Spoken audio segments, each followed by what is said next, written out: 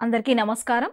ఉపాధ్యాయ అర్హత పరీక్ష TET paper 2లో భాగంగా బోధనా పద్ధతులు సిలబస్లో మనం రెండవ యూనిట్లో భాష వివిధ భావనలు అట్లాగే స్వభావము తరగతి గది అన్వయం అనే యూనిట్ ఉంది కదా. ఆ యూనిట్లో కొన్ని అంశాలు గత క్లాస్లో చర్చించాం. ఈరోజు భాష స్వభావం తర్వాత ఇంకా భాషోత్పత్తి ఇట్లాంటి కొన్ని అంశాలను చూద్దాం. ముందుగా భాషా స్వభావం. భాషా స్వభావాన్ని రెండు రకాలుగా పేర్కొనవచ్చు. అంటే ఇక్కడ స్వభావం అంటే భాష ఎట్లా ఉంటుంది, ఎట్లా కనిపిస్తుంది అనేటువంటి దృష్ట్యా చూసుకోవాలి అభ్యర్థులు. రెండు రకాలు భాషా స్వభావాన్ని సాధారణంగా వాగ్రూపము, లిఖిత రూపము అంటాం కదా. వాగ్రూపము అంటే వాక్ రూపంలో ఉండేది, వాక్ అంటే మాటల ద్వారా ఉండేటువంటి భాష. లిఖిత అంటే దానికి ఒక స్థిరమైనటువంటి రూపాన్ని కలిగించేది, రాత రూపంలో ఉండేది అంటే లిఖిత రూపం. సరే, ఇవి ఒక్కొక్కటిగా చూసినప్పుడు వాగ్రూపం అంటే ఆదిమానవుడు ఆ కాలంలో మొదట భాష ఎలా ఉండేది, వాక్రూపంలోనే ఉండేది. అంటే ఇంకా నాగరికత బాగా అంటే అభివృద్ధి కానప్పుడు, అంటే ఆది మానవుడి కాలంలో వాగ్రూపంలో మనుషులు అంటే ఆది మానవుడు తన భావాలని వెలిబుచ్చేవాడు. క్రమంగా ఏమైందంటే భాష అభివృద్ధి చెందింది, లిఖిత రూపాన్ని సంతరించుకోవడం జరిగింది. అంటే సాధారణంగా మనకి ఇక్కడ వాగ్రూప భాష అంటే అర్థం కావాల్సింది ఏమిటి అంటే మానవుడి ముఖయంత్రం నుంచి వెలువడే భాష. ముఖయంత్రం అంటే ఇది ముఖము, అట్లాగే ముఖము అంటే నోరు కూడా, అంటే నోటిని కూడా ముఖంగా చెప్తూ ఉంటాం. అంటే నోటి నుండి వెలువడేటువంటి భాష ఏదైతే ఉందో అది వాగ్రూపం. అయితే మనసులోని భావాలు కానీ, ఆలోచనలు కానీ, అనుభవాలు కానీ ఇతర వ్యక్తులకు తెలియజేయడానికి మనకి భాష తోడ్పడుతుంది. మౌఖిక భాష ప్రధానంగా నిత్య వ్యవహారానికి పరిమితం అవుతుంది. ఇక లిఖిత రూప భాషను చూసినప్పుడు లిఖిత రూప భాష వ్యక్తికి చెందిన మనోభావాలకు స్థిరత్వాన్ని కల్పించి లేఖనా రూపంలో సుదూరంలో ఉన్న వారికి కూడా అందజేస్తుంది. భావి తరాల వారికి జ్ఞానార్జనకు ఉపకరిస్తుంది. అంటే ఇక్కడ లిఖిత రూపము అనంటే రాత అనేది తెలిస్తే ఆ పదము అర్థమవుతుంది. అంటే మౌఖికంగా ఉన్నటువంటి వాటిని, మాటల్ని లేదా భాష అంతా కూడా స్థిరత్వం ఎలా కలుగుతుంది, లిఖిత రూపం ద్వారానే కదా.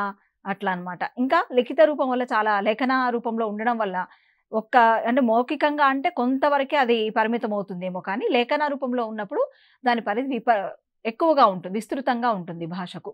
సరే, మొత్తంగా ప్రత్యక్షంగా ఉన్నవారితో సంభాషించడానికి వాగ్రూప భాష తోడ్పడుతుంది. పరోక్షంగా ఉన్నవారికి కూడా మనం వారితో కూడా ఒక విధంగా సంభాషించడం కానీ భావ వినిమయానికి కానీ లిఖిత రూప భాష ఉపయోగపడుతుంది. మౌఖిక భాషకు స్థాయిత్వం లేఖనం ద్వారా కలుగుతుంది. అయితే ఈ భాషా స్వభావాన్ని అంటే ఇది మనకు కొంతవరకు కొన్ని పుస్తకాల్లో అంటే మనకు ఉన్నటువంటి పాత పుస్తకం అయితేంది వాటిల్లో ఉన్నటువంటి సమాచారం ఇది నేర్చుకోవాల్సిందే. ఖచ్చితంగా దీన్ని అధ్యయనం చేయాలి భాషా స్వభావంలో.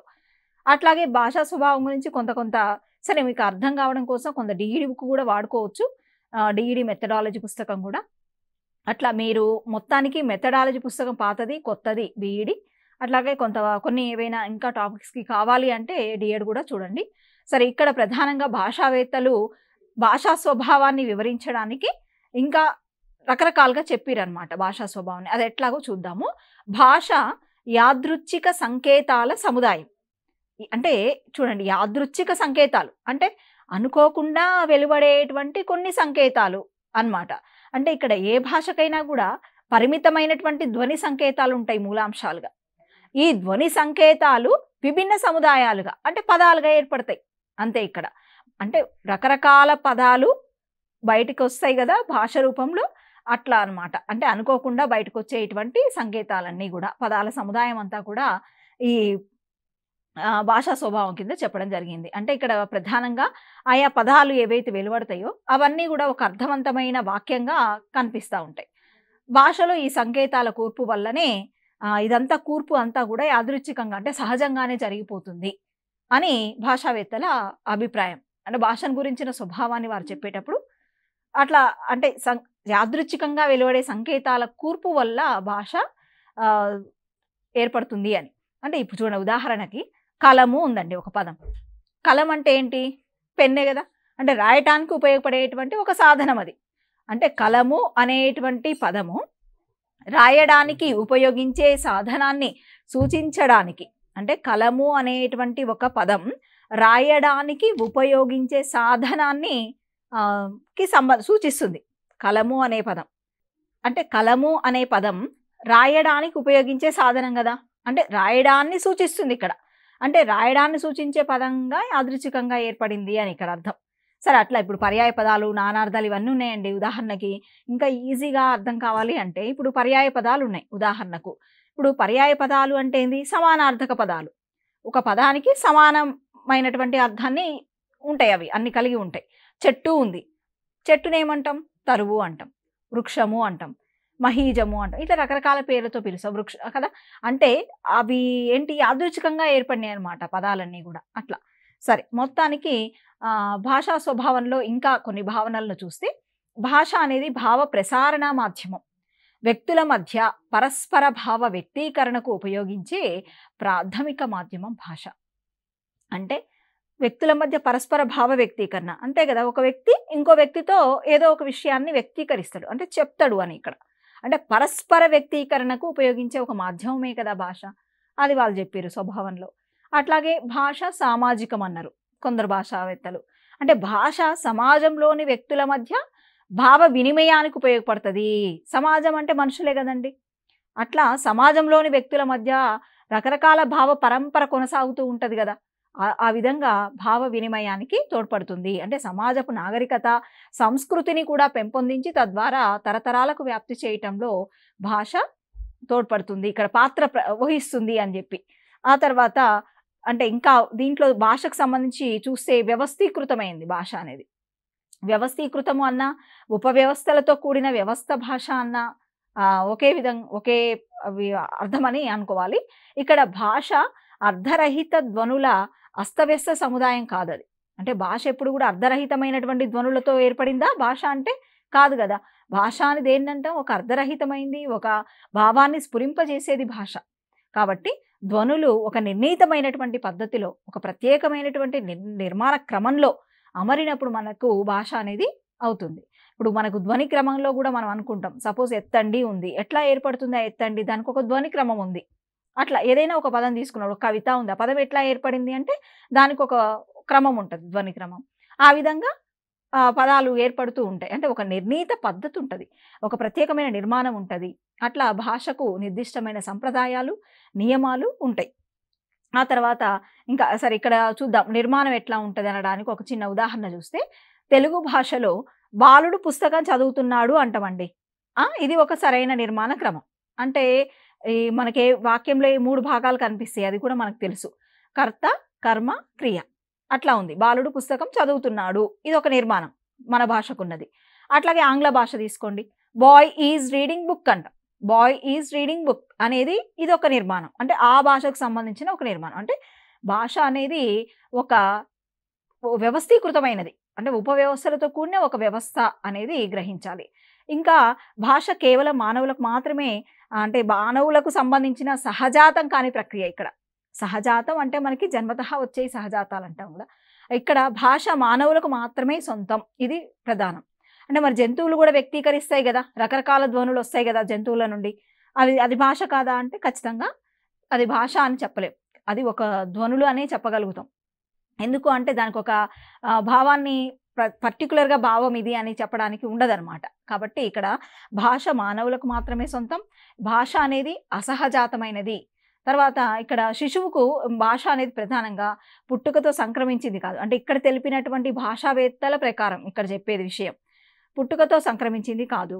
శిశువుగా ఎదుగుతున్న సమయంలో తన చుట్టూ ఉన్న వ్యక్తులు మాట్లాడే భాషను విని అనుకరించడం ద్వారా భాషను అలవర్చుకుంటుంది శిశువు అని. అయితే మనకు మళ్ళీ ఇక్కడ చామ్స్కీది వచ్చినప్పుడు మనకు కొంత తేడా వస్తుంది ఆ భాషోత్పత్తి వాదాల్లో. కాబట్టి అభ్యర్థులు ఇప్పుడు ఇక్కడ చదివేది భాషా స్వభావ రీత్యా వివిధ భాషావేత్తలు ఏ విధంగా భాష స్వభావాన్ని చెప్పిరనేది తెలుసుకోవాలి. మనము భాషోత్పత్తి వాదాలు చెప్పుకునేటప్పుడు చామ్స్కీ అంటాడనమాట. ఆయన అంటే భాష స్వతసిద్ధం, జన్మతహానే శిశువుకు కొంత సామర్థ్యం ఉంటుంది, భాషా సామర్థ్యం అని. సరే, అది అక్కడ మళ్ళీ నేను చెప్తా, కానీ కంపారిజన్ రెండు చేసుకోకండి. సరే, ఇక్కడ శిశువుకు పుట్టుకతో సంక్రమించింది కాదు అని ఇక్కడ భాషావేత్తల అభిప్రాయం. శిశువుగా ఎదుగుతున్న సమయంలో తన చుట్టూ ఒక పరిసరం ఉంటుంది. అంటే ఆ పరిసరంలో ఒక వ్యక్తులు ఉంటారు. వాళ్ళని అనుకరిస్తూ భాషను నేర్చుకోవడం జరుగుతది అనేది వీళ్ళు చెప్పిర్రు స్వభావంలో. ఆ తర్వాత ఒక భాషను మాట్లాడే కుటుంబంలో అంటే దీన్ని వివరించడానికి వాళ్ళు చేసిన ప్రయత్నం ఏందంటే, ఇప్పుడు ఉదాహరణకి ఒక భాషను మాట్లాడే ఒక కుటుంబం ఉందండి. ఆ కుటుంబంలో ఒక శిశువు పుట్టిండు. శిశువు పుట్టినప్పుడు ఆ కుటుంబం నుంచి ఆ శిశువును వేరు చేసి వేరే ఏదైనా కుటుంబంలో పెంచబడ్డాడు ఆ శిశువు అనుకోండి. అప్పుడు ఆ శిశువు మాట్లాడే భాష ఏమవుతుంది? వేరే కుటుంబం వాళ్ళు అంటే పెంచినటువంటి కుటుంబంలో ఏ భాష అయితే మాట్లాడడం జరుగుతుందో ఆ భాషను నేర్చుకోవడం జరుగుతది. అందువల్ల వీళ్ళు భాష అనేది సహజాతం కాదు అని చెప్తారనమాట. ఆ తర్వాత భాష అనుసరణీయం, అభ్యసనీయం. ఖచ్చితంగా గదా! భాష తప్పకుండా అనుసరించబడుతుంది. అంటే ఒకరు ఒక విధమైన భాషను మాట్లాడుతూ ఉన్నప్పుడు దాన్ని అనుసరణ చేసే వ్యక్తులు చాలామందుంటారు. రకరకాల భాషలు ఉద్భవించడానికి, రకరకాల భాషలు మాట్లాడే ప్రాంతాలు, సమాజాలు, వ్యక్తులు వాళ్ళందరిని అనుసరించడం వల్లనే కొంత భాషా అభ్యసనము, భాషా అధ్యయనము జరుగుతా ఉంటది. అట్లాగే అభ్యసనీయము. అభ్యసనీయమం గూడా ఖచ్చితంగా భాష అభ్యసించడానికి తగినది. అంటే ఏ భాష అయినా అభ్యసనం ఏ వ్యక్తి అయినా చేయొచ్చు. అంతే గదా! ఇప్పుడు 'పివి నరసింహారావుకి' 17 భాషలొచ్చు. చాలామంది అంటే ఇప్పుడు మన వ్యాకరణవేత్తలు చాలామందున్నారు. వాళ్ళందరికీ గూడా దాదాపు 3, 4 భాషలొచ్చిన వాళ్ళున్నారు. కవులు, రచయితలు చాలామంది. అంటే ఇట్లా ఎక్కువ మందికి ఎక్కువ భాషలు వస్తూ ఉన్నాయి. అంటే అభ్యసిస్తే భాషలనేవి వస్తాయి అనేది. అది గూడా స్వభావమే. భాష ప్రధానంగా మౌఖికం. అంటే వాగ్రూప ధ్వనుల సముదాయం అన్నాం. మౌఖికం అంటే నోటి ద్వారా మాట్లాడేటువంటి మౌఖికంగా చెప్పడం అని అంటామనమాట. అంటే వాక్ రూపంలో ఉండేవి. అట్లా అట్లాంటి ధ్వనుల సముదాయం భాష. అంటే ఇక్కడ ఇంకోటి భాష అర్థవంతం. అంతే గదా! వక్త అంటే ఎవరు? మాట్లాడేవాడు. మాట్లాడే అతను భాష ద్వారా ప్రకటిస్తాడు ఒక భావాన్ని. అది ఎవరు? వినేవాడు అర్థం చేసుకుంటాడు. శ్రోత అర్థం చేసుకుంటాడు. అంటే అర్థవంతమైనది భాష. ఇతను మాట్లాడేదాన్ని అతను అర్థం చేసుకున్నప్పుడు అది నిజంగా అర్థవంతం అన్నమాట. అట్లా ఇక్కడ భాష అర్థవంతమైనది అంటే వక్త భాష ద్వారా ప్రకటించే భావాన్ని శ్రోత అర్థం చేసుకోవడం జరుగుతది కాబట్టి భాష అనేది అర్థవంతమైనది అని. అట్లాగే భాష సృజనాత్మకం, ఉత్పాదకం. ఇది ఇక్కడ చెప్పాలి అనంటే కొన్ని భాషలో నిర్మాణ అంశాలు చాలా ఉన్నాయి. అయితే వినూత్న క్రమంలో అంటే కొత్త క్రమంలో భాషని గనక ఉపయోగిస్తే దాన్ని సృజనాత్మకం అంటాం. అంటే చూడండి భాష చాలా మందికొస్తది. దాదాపుగా మనుషులందరికీ భాష వస్తది. అది ఏ భాష అన్నా కానియండి. కానీ కొంతమంది సృజనాత్మకంగా భాషను వ్యక్తీకరిస్తారు. విభిన్నమైనటువంటి శైలిలో వాళ్ళు వ్యక్తీకరిస్తారు. ఇక్కడ అంటే అర్థవంతమైన కొత్త పదాలు వాళ్ళు ఉపయోగిస్తారు. కొత్త కొత్త భాషా ప్రయోగాలను సృష్టిస్తారు. ఇప్పుడు కొత్త కొత్త భాషా ప్రయోగాలంటే ఉదాహరణకు మన సాహిత్యంలో తీసుకుంటే గజల్స్ కావచ్చు. వాటిని తెచ్చిన వాళ్ళు ముత్యాల సరాలు, గురజాడ గారు కొత్త ప్రక్రియ అది. అట్లా అంటే భాషా ప్రయోగాలను సృష్టిస్తారు. సృజనాత్మకం భాష అనేది. అంటే భాషా దక్షత బాగా కలిగినటువంటి వాళ్ళు కొత్త ప్రయోగాలు చేస్తా ఉంటారు.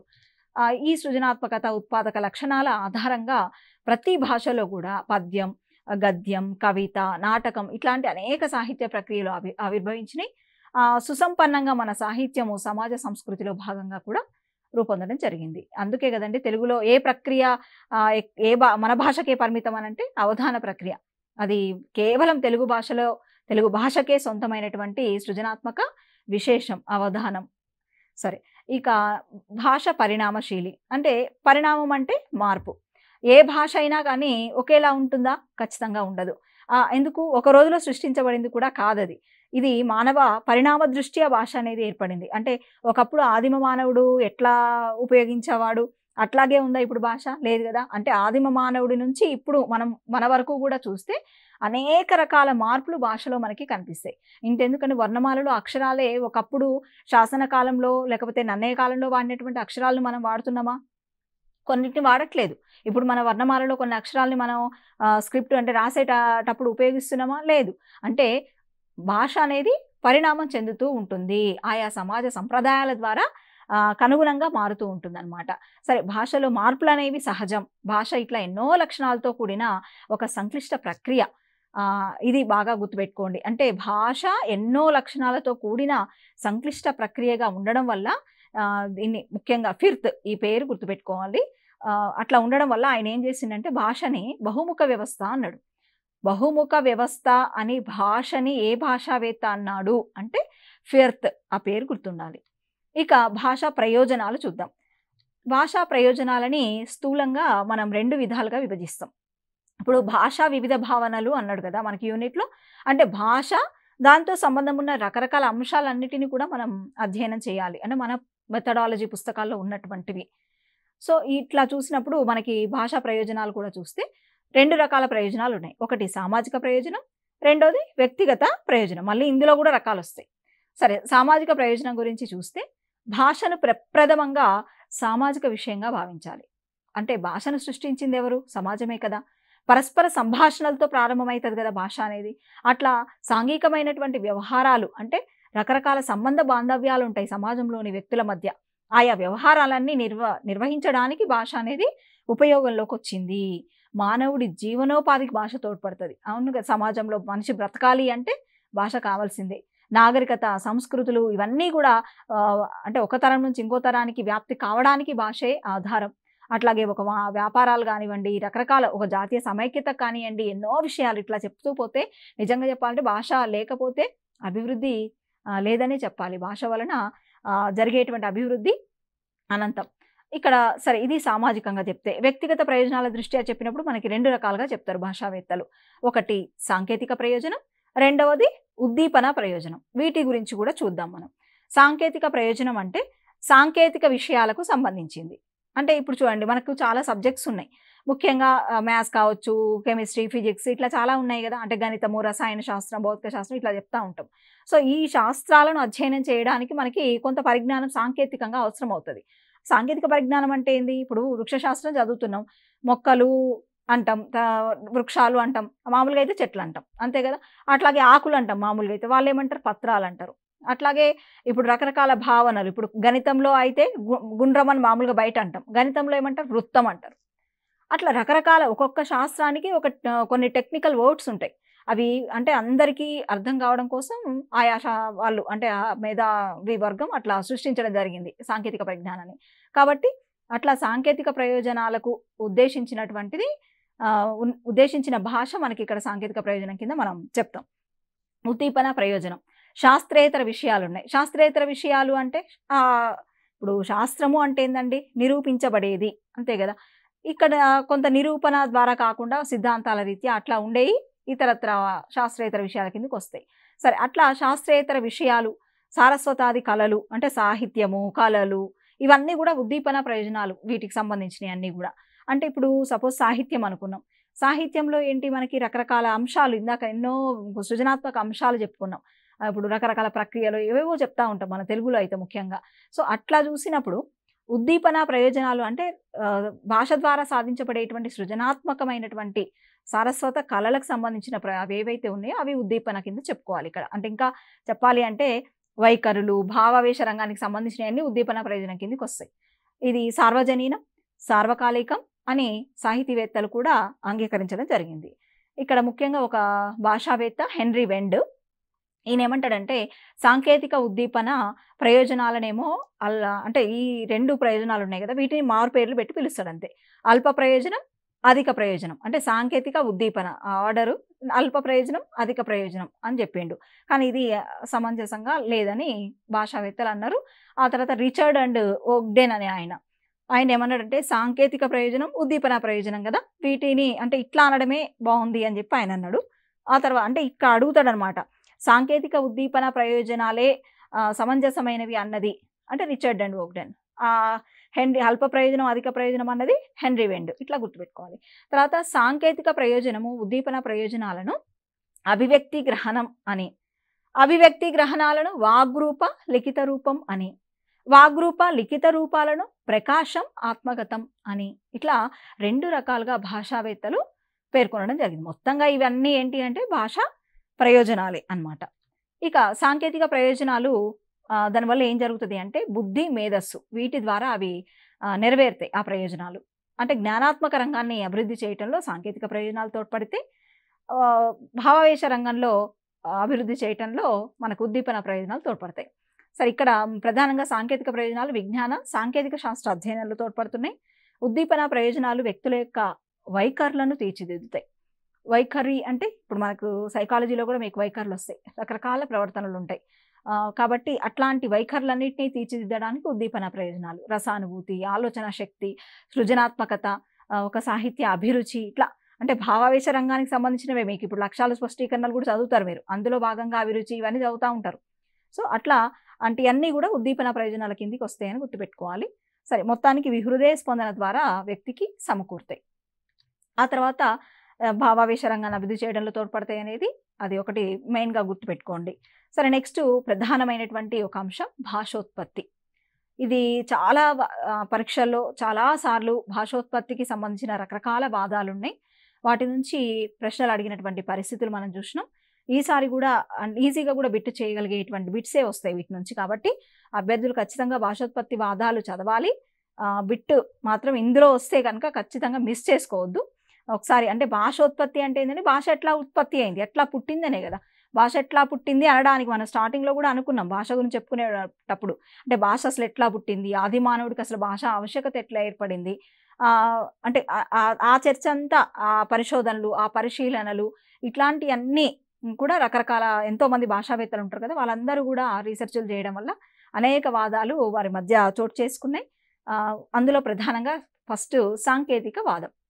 ఇందులో మనము 2 బుక్స్ దాదాపు పాతది, కొత్తది అన్నిట్లో ఉన్నటువంటి వాదాలని క్రోడీకరించి చూస్తున్నాం ఇక్కడ.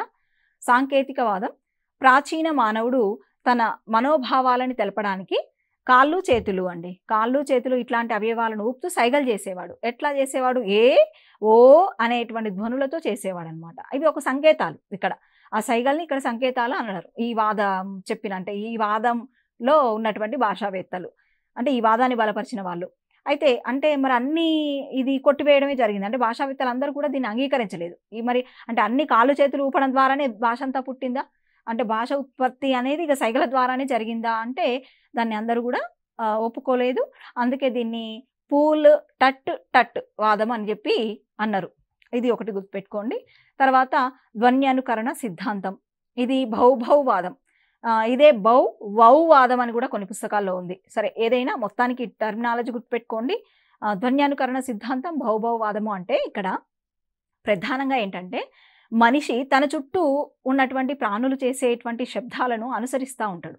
అనుకరణ ద్వారా భాష వస్తుంది, అనుసరించడం ద్వారా వస్తుంది అని మన భాషా స్వభావం చెప్పుకున్నప్పుడు కూడా చెప్పుకున్నాం. అంటే ఇక్కడ కూడా మనిషి ఏంటి, రకరకాల ప్రాణులు ఉంటాయి. మనిషి ఒక్కడే ఉండడు కదా, సమాజము లేదా పరిసరము అన్నప్పుడు అనేక ప్రాణులు మనిషితో పాటు ఉంటూ ఉంటాయి. అట్లా రకరకాల ప్రాణులు రకరకాల శబ్దాలను చేస్తూ ఉంటాయి. అట్లా ఆయా ప్రాణులు చేసేటువంటి ఆయా శబ్దాలను అనుసరించడం వల్ల భాష ఏర్పడింది అని కొంతమంది భాషావేత్తల ఊహ. ఇప్పుడు ఉదాహరణకు కాకుందండి, కా అంటది. బేకం ఉంది, బే అంటది. అంటే ఇప్పుడు కప్ప బేకము అంటే. అట్లాగే కోకిల ఉంది, కూ అంటది. అట్లా అంటే ఈ శబ్దాలను అనుకరించడం ద్వారా భాష ఏర్పడింది అని కొందరి వాదన. ఇది కూడా అంగీకారయోగ్యంగా లేదని భాషావేత్తలు అన్నారు.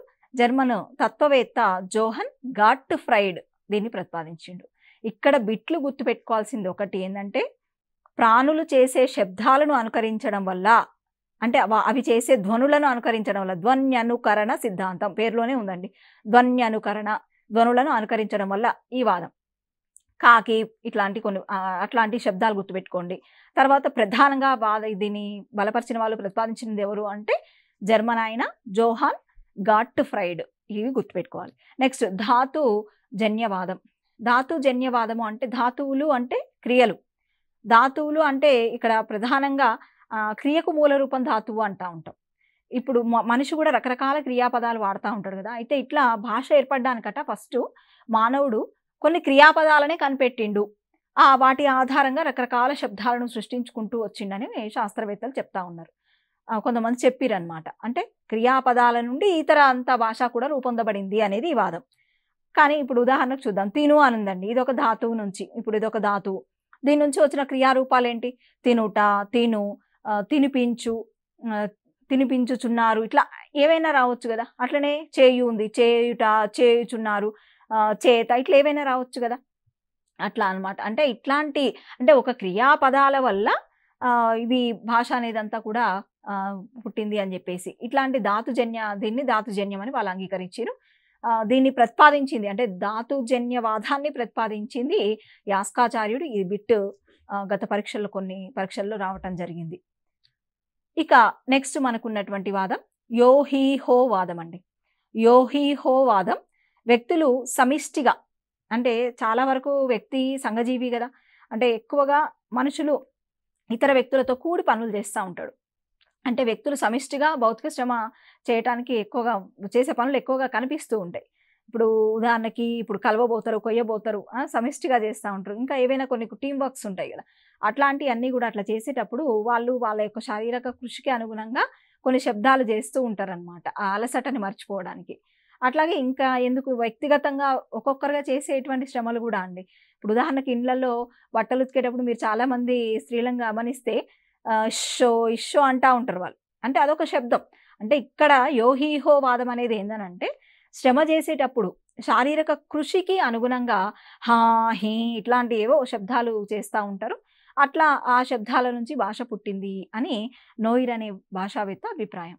పడవలు నడుపుతా ఉంటారు కొంతమంది. ఆ పడవ నడిపే వాళ్ళు ఏమంటారు? వాళ్ళు నిజానికి హైలెస్ అట్లా అంటారు.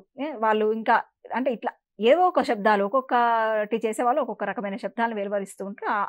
వాటిని బలపరుస్తూ వచ్చినటువంటి వాదం యోహీహో వాదం. తర్వాత టక్ టక్ వాదం అండి. మౌఖిక అభినయ వాదం అంటారు దీన్ని. 1930లో సర్ రిచర్డ్ పాజెట్ ఈ వాదాన్ని ప్రతిపాదించిండు. 1930లో సర్ రిచర్డ్ పాజెట్, ఈ పేరు గుర్తుపెట్టుకోవాలి. ఈ వాదాన్ని టక్ టక్ వాదం ప్రతిపాదించింది అని అన్నప్పుడు పాజెట్ గుర్తు రావాలి.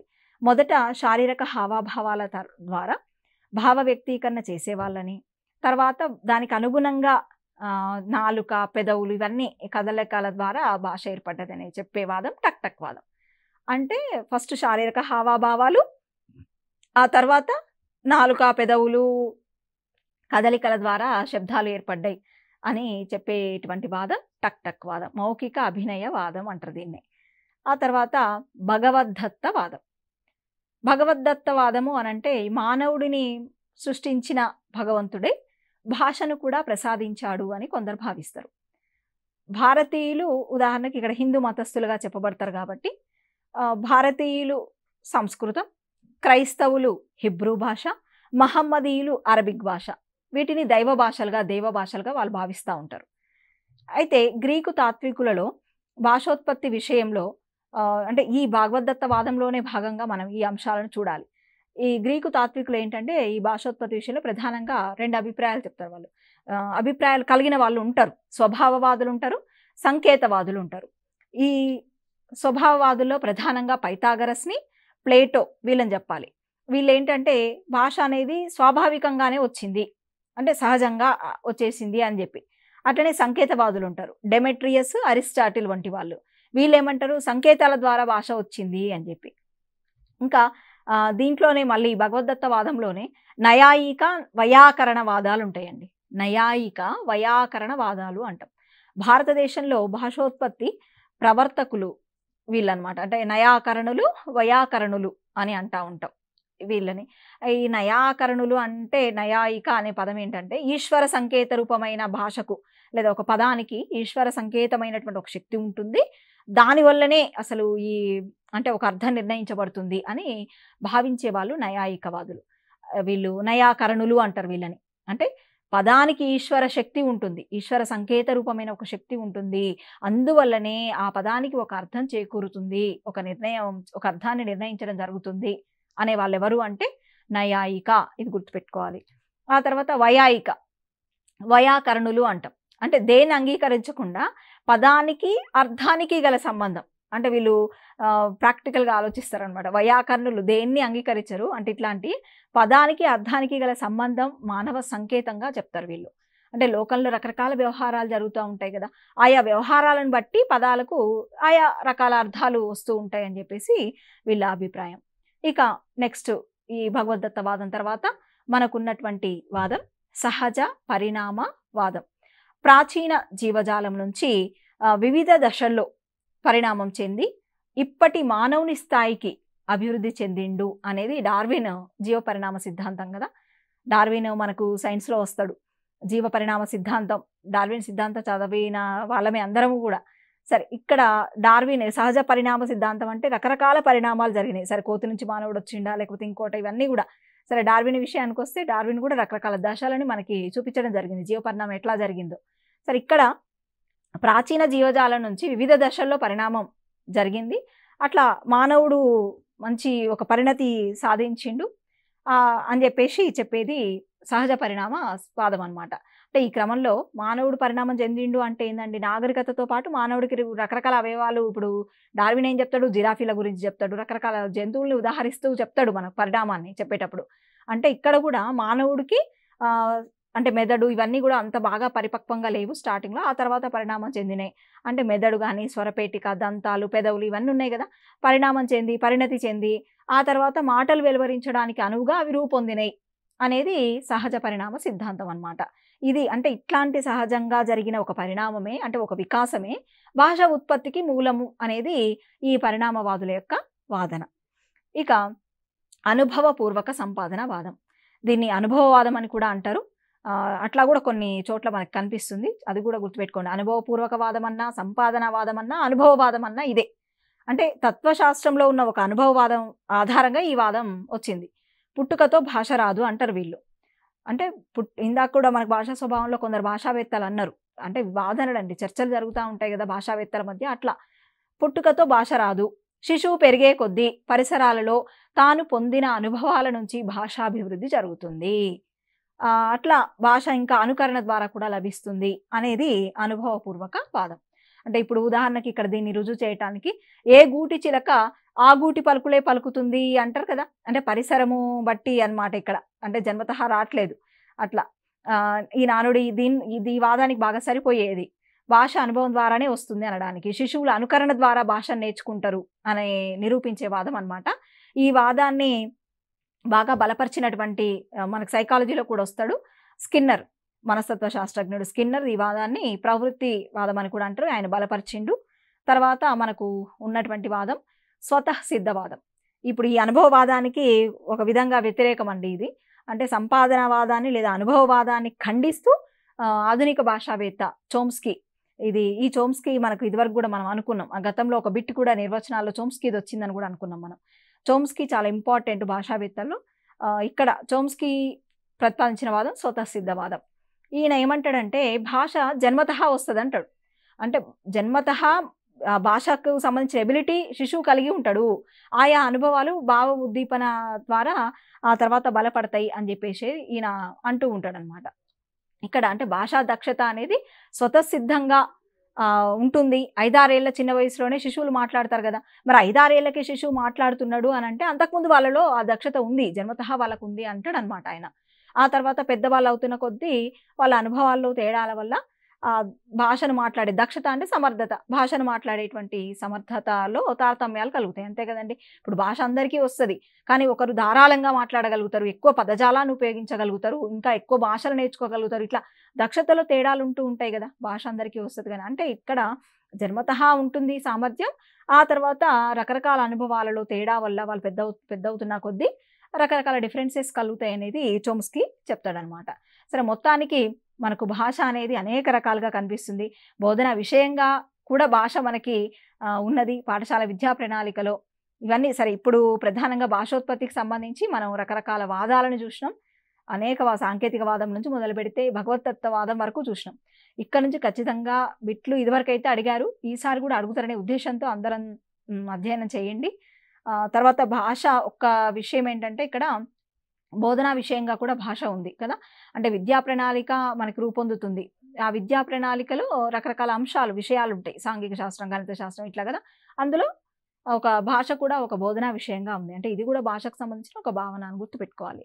భాష ఎందుకు పెట్టిరు మరి, ఎందుకు భాషల్ని ఇట్లా మనకు ఉన్నాయి అని అంటే, భాష వల్లనే శిశువు యొక్క సర్వతోముఖాభివృద్ధి జరుగుతుంది కాబట్టి, అంటే ఒక శిశువు అభివృద్ధిలో భాష ప్రముఖ పాత్ర వహిస్తుంది కాబట్టి ప్రధానంగా బోధనా విషయంగా కూడా భాష అనేది ఉన్నది. ఇంతవరకు సరే, ఈరోజు తరగతిలో మనం భాషోత్పత్తి, తర్వాత భాష స్వభావము, బోధనా విషయంగా కూడా కొంతవరకు భాష, ఇంకా కొన్ని అంశాలు చర్చించినాం. సరే, తర్వాత తరగతిలో మిగతా అంశాలను చూస్తూ మిగతా సిలబస్ చూద్దాం. అందరికీ ధన్యవాదాలు.